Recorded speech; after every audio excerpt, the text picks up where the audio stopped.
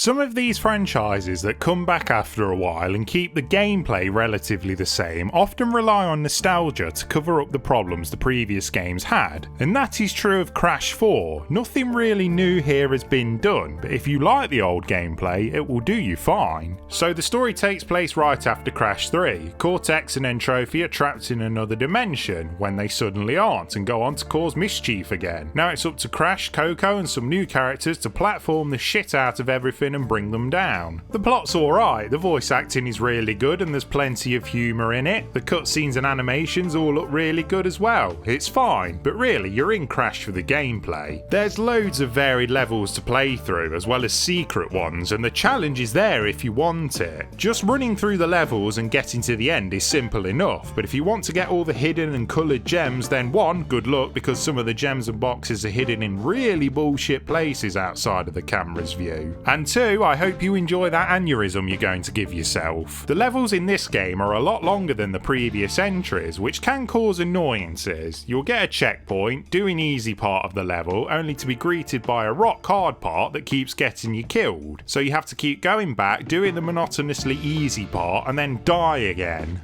And those flashback levels, Jesus, they are hard. You have to be so precise with your jumps and moves. Some people will love it, but others will be throwing their controllers screenwards. The controls mostly work and respond fine. You have a very handy yellow circle that tells you where you're going to land when in the air. It's really useful in levels when you're running away from the camera, but sections where you're running towards it are still arse. You only have a microsecond to react, and most of them boil down to trial and error. I did find the controls to not respond very well when grinding though. It's probably just a bug, but I was hammering on the buttons to drop down and nothing was happening. In terms of new gameplay mechanics, there isn't a lot. You have the same moveset as before, but you get new masks that let you slow down time, switch platforms and enemies around, a gravity flipper, and one that lets you spin so fast you glide. They're used to good effect and gives the game an almost puzzle-like quality, but it's stuff you have seen in other platformers years ago. You can also play as Dingo Dial, who uses a Hoover gun, which again you have seen before, and it's an arse to aim with precision. And you can play as Tornar, Crash's girlfriend from the first game from an alternate universe. She can use a grappling hook to collect boxes and twat enemies as well as zip across gaps, but like I said, you've seen this stuff before. Cortex is a bit more interesting since he can turn enemies into platforms, so like the masks, it introduces a puzzle element. It can mess with your muscle memory switching back and forth between characters and masks later on, but you will adapt pretty quickly. The game is outright stunning to look at. People say the Ratchet & Clank games are like a Pixar movie come to life, and they are right, but the same goes for Crash 4. The detail in both the foreground and background is insane. There's so many little nods and winks hidden in the back that most people won't see.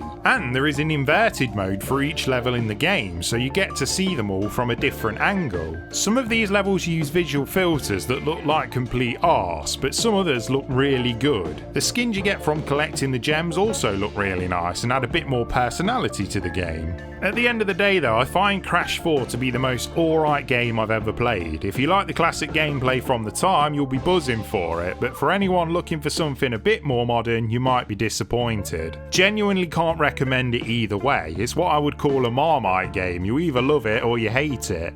It is right.